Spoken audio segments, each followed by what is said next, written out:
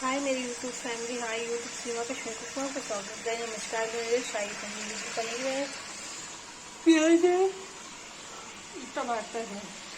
आगे की रेसिपी दिखाते हैं।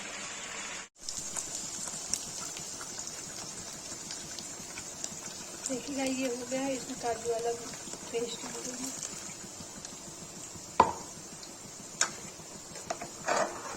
चला दूंगी। ये हो जाएगा तो इसे पनीर डाल के उबाल लूंगा। चाय देखिए हो गया तो पनीर डाल दूंगी।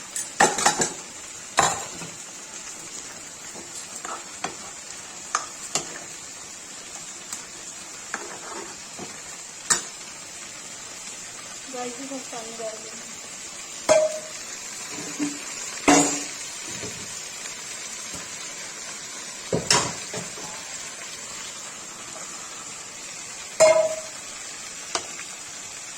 शाही पनीर बन के तैयार।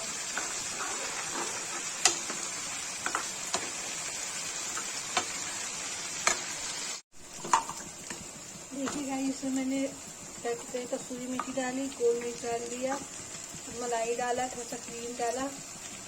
ये शाही पनीर बन के रेडी हो गई है। इसमें मैं पलट दूंगी।